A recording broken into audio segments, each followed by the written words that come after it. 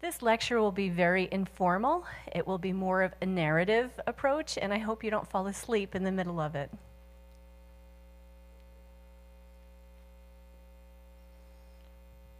I remember after I graduated from NTID and then finished Cornell, I met Dr. Castle and Dr. Frasina. They were both former directors of NTID. And we went out and had something to eat, and during our dinner, they were asking how I was doing. And they said that they felt that NTID had missed something. They said, suppose we were to offer something at NTID, what do you feel like you missed out on as a student? And I told them that I felt that I really had not understood the concept of office politics and navigating the corporate world. And I feel that as students graduate and go into the world, they need to have that information and have that knowledge in order to better navigate the world.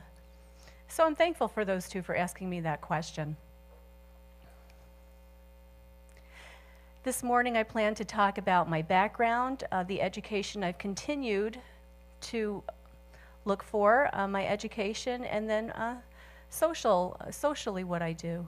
I was born deaf, and I grew up in a family that was hearing. I was oral with my family that was hearing. However, I did have two deaf cousins, and I interacted with my deaf cousins in ASL, so I feel that I grew up bilingual and bicultural.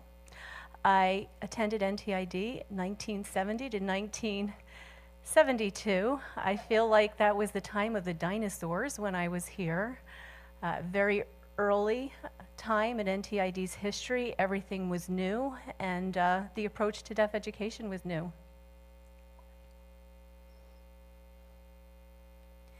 After I completed my education here, I went to Cornell. I went back to Chicago and got my first job through connections with my neighbor. My neighbor was a structural engineer, and he was connected with a firm in Chicago, and through his connections I was able to work for Perkins and Will, and that was my entree into the corporate world. Communication in the firm was interesting. I worked there for 3 years, and it was one day there was a young girl, my coworker, she had less experience than I, and she announced that she had been promoted, and that was surprising to me. I congratulated her on her promotion. At the same time, I approached the human resources representative and talked about my performance and how I had high ratings. And I understood that if I was a poor worker that I wouldn't be promoted, but actually I was quite a very good worker, and I wondered why she was promoted in advance of me. And the person just said, well, that's the way it goes. And it was then that I learned about the glass ceiling. Has everyone heard about that term, the glass ceiling? Do you know what that actually means? The glass ceiling is a metaphor for a limitation a person experiences on their promotability in a firm. It doesn't happen to just deaf individuals, but it can happen to any marginalized group. It could be somebody who is black or female. It could be based on just beliefs that the corporation has, and the worker does not fit into those beliefs. If you think about the corporation as a pyramid, the bottom level, there are many jobs, and those are the entry-level jobs. There are many opportunities and many positions. It's pretty easy to get into. Often it's the newcomers to the industry, newcomers to the company. And then as you progress up the pyramid, the next level would be management. And the management level is a little tighter, but then as you go up higher, it's more cutthroat. There's less camaraderie because there are less positions available. And as you get up to the top of the pyramid, at the highest levels of the company, there are only a few positions available, and you know, the CEO being the top position. Now the CEO, of course, has to report to a board, but there's a really cutthroat at the top of the pyramid in the corporate world, and a lot of backstabbing can happen as well.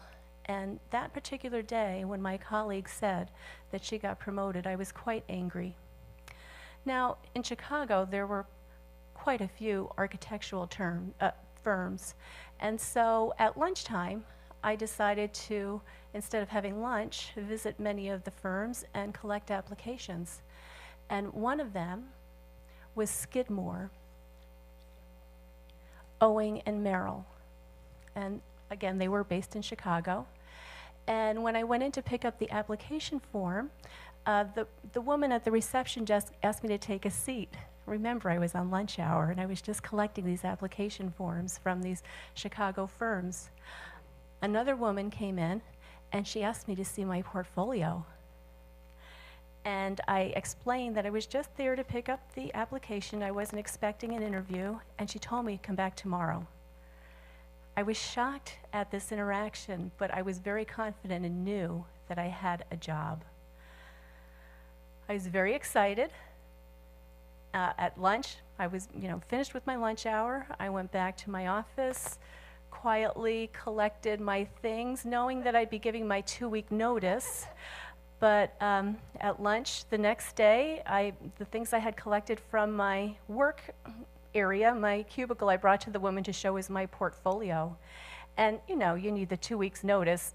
The woman asked me to start the next day. And I was a little reticent because I wanted to leave on good terms. But I also knew there was an opportunity at this company. So I went to the new company and I was promoted 2 levels above the grade I was at my previous company. And so I went back to my company and I said, guess what? I'm getting a higher paying job at another company. See you later. And out the door I went.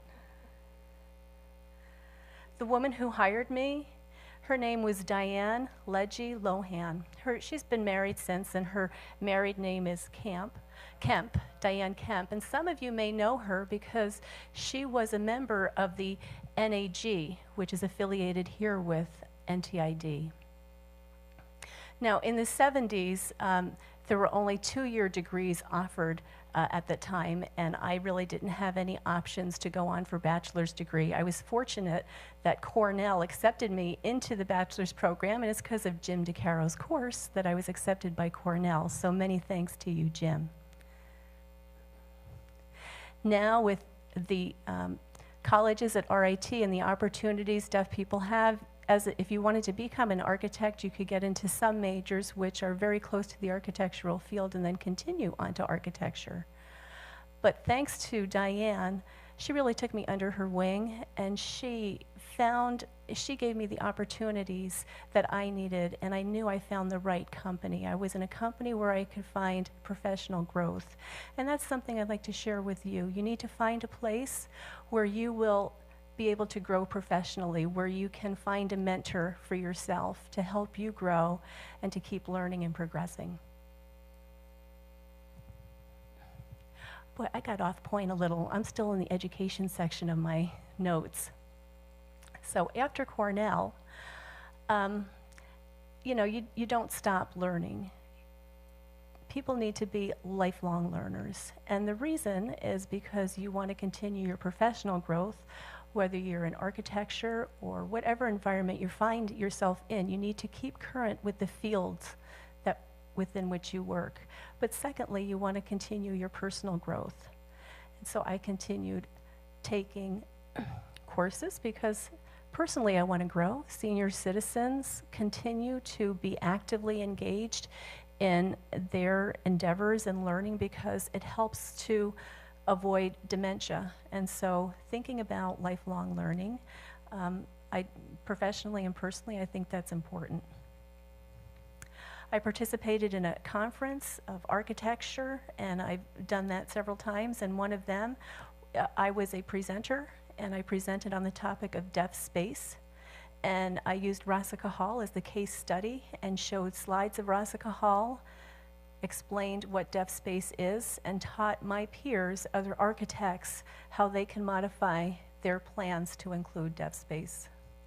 Also, I went to a community college to learn newer technology. There's a specific program called Revit, R-E-V-I-T, that was new, and it replaced the former technology that the field of architecture used. So something to remember, that you need to keep your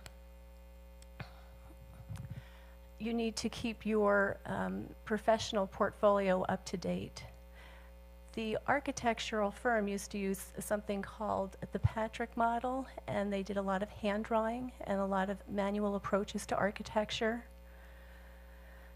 And if, for example, somebody didn't like the size of the window, you would have to draw it by hand.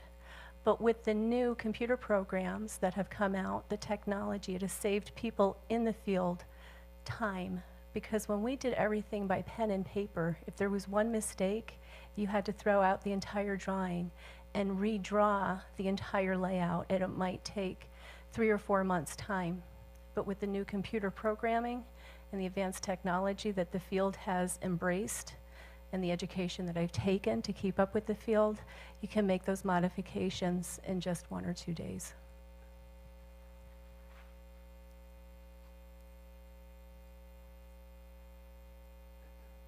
When I was a student at Cornell, I had no access services or interpreters in the classroom.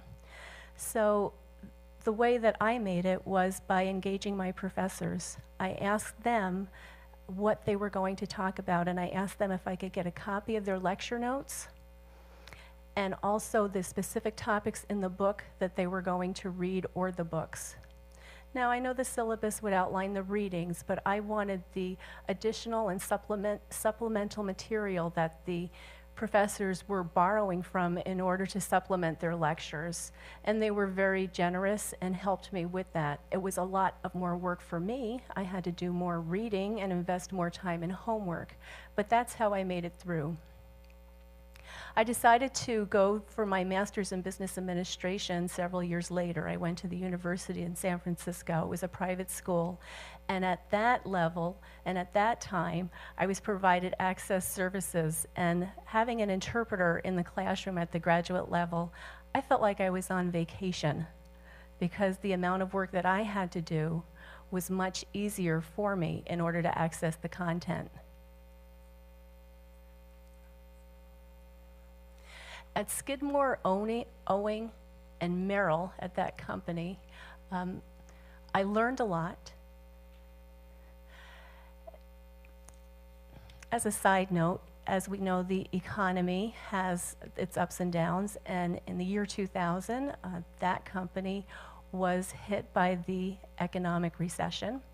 And what they did was they laid people off based on the projects and the project teams. So when a project finished, came to a conclusion, they would lay the team off. And a strategy I used was to remove myself from a team as it was getting near the end of a project and go on with the help of my mentor and join another team and continue my work there. But that only lasted for so long. And I had to finally leave that firm because of economic reasons, and I relocated to Dallas. My brother was down there, closer to family, and I decided I would look for work in a smaller firm. I lived in an area and worked for a firm that was more residential. In the corporate world in Chicago, it was very big and very busy. The teams were big, communication was complicated. The supervisor kept me in the loop.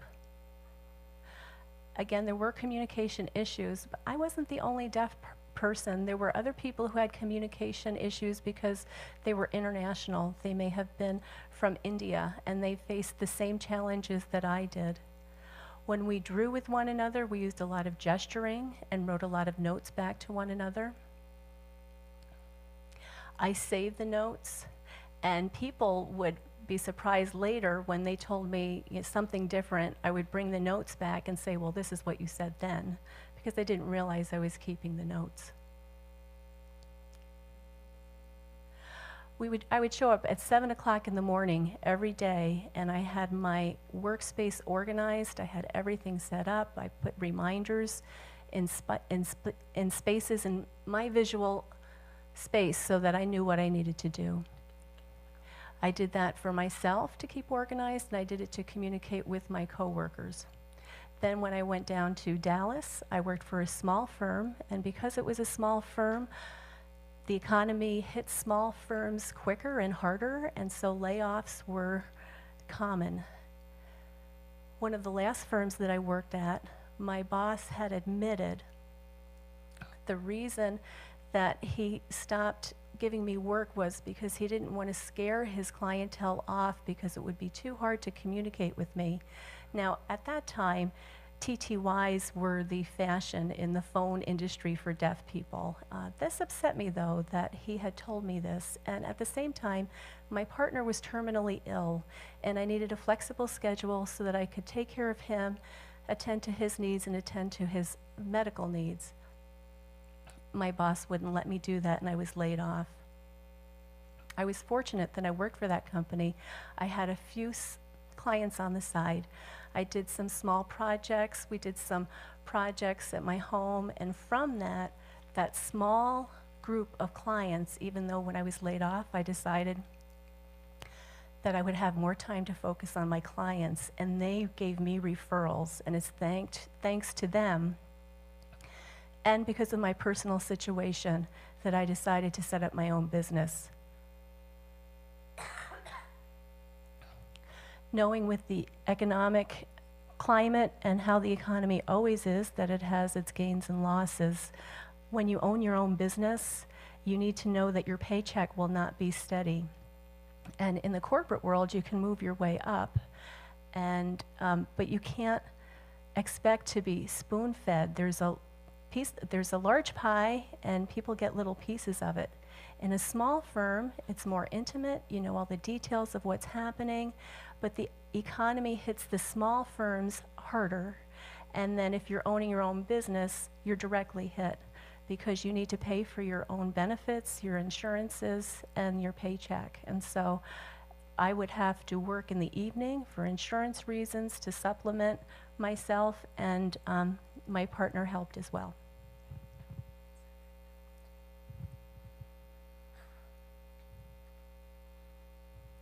My experiences in Dallas allowed me more residential opportunities.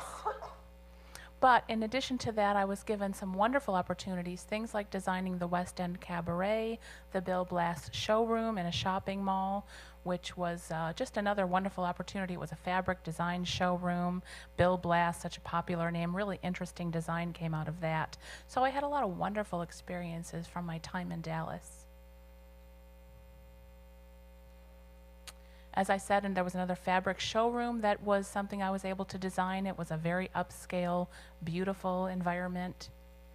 Now, these were not residential, so they were more unique projects, but it allowed me some diversity in my experiences and to build my portfolio so that when I moved to California, that really did help me out. In addition to moving to that area in California, I was able to work on Victorian-style homes, mid-century modern-style homes, 1930s, 40s, again, mid-century modern homes, 50s and 60s. So it gave me a variety of experiences, different styles of residential homes.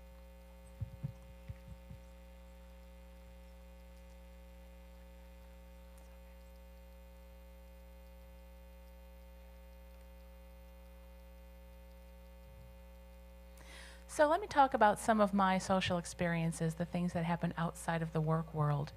When I was a student here at NTID, I made new friends. You're all networking, making new friends, meeting new faces. I've had 44 years outside of my academic experiences, and still the networking and people that I met while I was here at NTID still play an important role in my professional and personal career. Jim DeCaro, the folks I met here, my original instructors, those are important networking opportunities.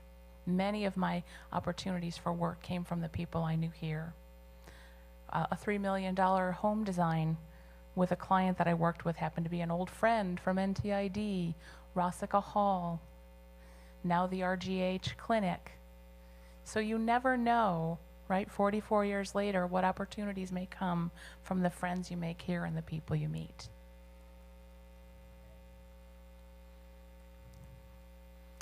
There's a famous quote that you may be familiar with that goes, "It's not what you know, but it's who you know." And so the what that I know is the architectural world, but the who that I know is my networking skills and abilities. Whether it be the corporate world or being your own business owner, this is an important motto to remember. I'm Jewish, and I've become a member of Jewish organizations, again, a networking opportunity. Within the gay and lesbian world, I have opportunities to network and meet people there. My corporate world networking experiences. If you happen to go to a church, for me it's the deaf world. If you're involved in athletics at all, teams of any sort, maybe you get together with your friends who are on the team afterward. Any of the experiences that you have on a daily basis can be networking opportunities. It doesn't have to be solely with clients. You just never know if you're having a conversation with someone, they may refer you to a business opportunity. I call that the pull. It's who you know and those little conversations that lead to larger opportunities. When I got my first job, it was because my neighbor worked at Perkins and Will.